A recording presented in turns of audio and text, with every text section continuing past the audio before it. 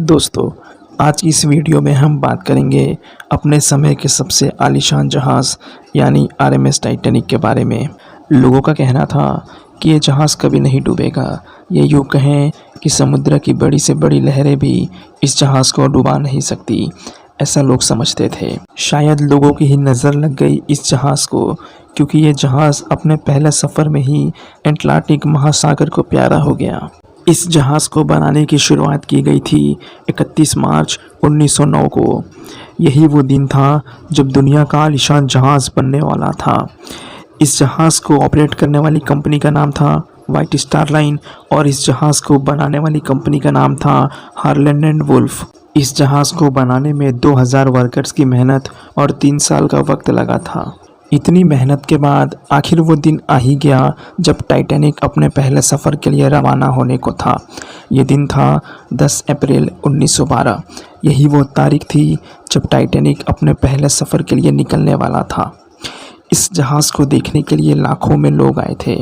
इस जहाज़ में 2200 लोग सफ़र करने वाले थे और इस जहाज़ की कमान दी गई थी कैप्टन एडवर्ड स्मिथ के हाथों में, जिन्हें पहले से ही 40 साल का एक्सपीरियंस था। इस जहाज़ को अटलांटिक महासागर से होकर साउथहैम्पटन से न्यूयॉर्क 17 तारीख तक पहुंचना था, लेकिन ना तो इसे रवाना करने वाले लोगों को और ना ही उसमें सफ़र करने वाले लोगों को ये ज़रा सी भी खबर थी कि ये सफ़र इस जहाज़ का आखिरी सफ़र होने वाला है। 10 अप्रैल 1912 को दोपहर 12 बजे ये जहाज़ अपना सफ़र शुरू करता है। पहले 2 दिनों तक सब कुछ नॉर्मल सा था, कुछ भी गलत नहीं था। सब लोग अपने सफ़र का आनंद ले रहे थे, लेकिन उन्हें क्या मालूम था कि ये सफ़र उनकी ज़िंदगी का आखिरी सफ़र होने वाला है। अटलांटिक महासागर में सब कुछ नॉर्मल सा था, लेकिन ये तारीख थी 14 अप्रैल 1912। यही वो तारीख थी जब टाइटैनिक को 7 आइस वार्निंग दी गई थी, लेकिन कैप्टन स्मिथ ने इस वार्निंग को इग्नोर कर दिया था। धीरे धीरे रात होने को आई। जो टाइटैनिक का लुकआउट पॉइंट था, उस लुकआउट पॉइंट पर जो शख्स सवार था उसका नाम था फ्रेडरिक फ्लीट। यही वो शख्स था जिसने आइसबर्ग को पहली बार देखा था और उसने तुरंत इन्फॉर्म किया जहाज़ के बाकी मेंबर्स को और कहा कि जहाज़ को मोड़ो। लेकिन अब बहुत देर हो चुकी थी। जहाज़ की रफ्तार बहुत तेज़ थी और वो सही समय पर मुड़ ना सका और वो सीधा जाकर आइसबर्ग से टकरा जाता है।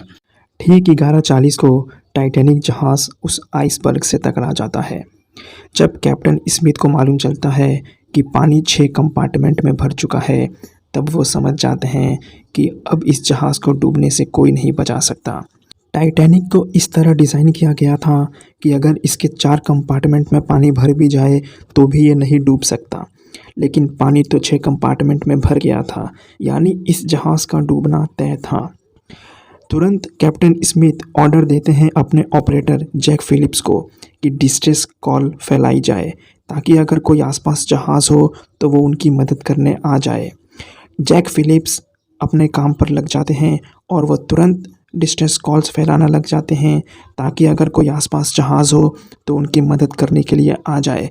लेकिन उनकी कॉल कोई रिसीव नहीं कर रहा होता है।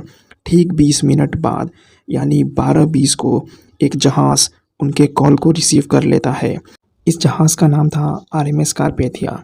ये टाइटैनिक के काफ़ी नज़दीक था, लेकिन ये काफ़ी नज़दीक होने के बावजूद 107 किलोमीटर दूर था टाइटैनिक से। अगर ये अपनी टॉप स्पीड में भी आता तो भी 3.5 घंटे लग जाते इसको टाइटैनिक तक पहुंचने में। अब यहाँ सवाल ये था कि क्या ये जहाज़ आने तक टाइटैनिक बचा रहेगा या डूब जाएगा। अब यहाँ कैप्टन ने ऑर्डर दिया कि लोगों को लाइफ बोट्स में उतारा जाए, लेकिन टाइटैनिक में लाइफ बोट्स कम थी, क्योंकि इसे अनसिंकेबल जहाज़ यानी कभी ना डूबने वाला जहाज़ माना जाता था। पहले तो लोगों को लगा ही नहीं कि टाइटैनिक डूबेगा, इसीलिए जब पहली लाइफ बोट्स उतारी गई तो उसमें 65 लोगों की कैपेसिटी थी, लेकिन उसमें सिर्फ उतरे 28 लोग ही, क्योंकि अभी भी आधे लोग को लग रहा था कि टाइटैनिक कभी डूब नहीं सकता। 20 लाइफ बोट्स थी टोटल जहाज़ में, जिसमें 1200 लोग ही आ सकते थे, लेकिन जहाज़ में लोग थे 2200, यानी 1000 लोग का तो ऐसे भी मरना तय था। यानी अगर कैपेसिटी के हिसाब से भी लाइफ बोट्स पर लोग सवार होते तो भी सारे लोग नहीं बचाए जा सकते थे। तभी कैप्टन स्मिथ ने ऑर्डर दिया कि क्रैकर्स छोड़े जाए ताकि अगर उनके आसपास कोई जहाज़ हो तो वो उन्हें बचाने के लिए आ जाए। रात के 2 बज चुके थे। 1500 लोग अभी भी जहाज़ पर सवार थे, लेकिन अब उन लोगों को समझ आ गया था कि उनकी मदद करने वाला कोई नहीं है। 2:20 पर यह जहाज़ 2 टुकड़ों में टूट जाता है। ये कभी ना डूबने वाला जहाज़ 2 हिस्सों में टूट जाता है। किसी को इस बात पर यकीन नहीं हो रहा था। पानी इतना ज़्यादा ठंडा था, -2 डिग्री सेल्सियस। अगर इसमें लोग कूदते भी तो भी उनकी मौत हो जाती ठंडी की वजह से। एडवर्ड स्मिथ ही वो इंसान थे जो इस जहाज़ पर आखिर तक बने हुए थे, क्योंकि उन्होंने अपने भाग्य को मान लिया था। 3:30 पर आरएमएस कारपेथिया टाइटैनिक की जगह पर आता है, लेकिन अब बहुत देर हो चुकी होती है। टाइटैनिक पूरी तरह से डूब गया होता है। जो लोग लाइफ बोट्स पर थे उनकी तो जान आरएमएस कारपेथिया बचा लेता है, लेकिन जो लोग डूब जाते हैं उनकी जान वो नहीं बचा पाता है। लेकिन उस रात एक और भी जहाज़ था जो टाइटैनिक से सिर्फ 37 किलोमीटर ही दूरी पर था। उस जहाज़ का नाम था एसएस कैलिफोर्निया, जिसके कैप्टन थे स्टैनली लॉर्ड। उन्होंने अपना रेडियो 11:15 को ही बंद कर दिया था, जिस वजह से जब टाइटैनिक ने रेडियो डिस्ट्रेस कॉल फैलाया तो वो जहाज़ रिसीव नहीं कर पाया। उन्होंने क्रैकर्स जलाते हुए देखे थे टाइटैनिक जहाज़ से, लेकिन उन्हें लगा कि टाइटैनिक जहाज़ पर काफ़ी रईस लोग जाते हैं और वो पार्टी कर रहे होंगे। सुबह होने के बाद एसएस कैलिफोर्निया को मालूम चला कि टाइटैनिक ने उन्हें काफ़ी ज़्यादा रेडियो कॉल किए थे, लेकिन वो रिसीव नहीं कर पाए। वो वहाँ पहुँचते हैं टाइटैनिक की जगह पर तो देखते हैं कि टाइटैनिक डूब चुका है और उनमें सवार लोगों की मौत हो चुकी है।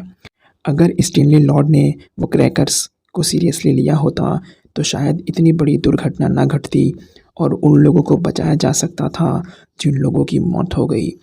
तो दोस्तों, इस तरह कभी ना डूबने वाला जहाज़ अटलांटिक महासागर की अथाह गहराइयों में समा गया। उम्मीद है आपको ये वीडियो पसंद आई होगी, और अगर आई है तो हमारे चैनल से जुड़ने के लिए हमें सब्सक्राइब कर लीजिए।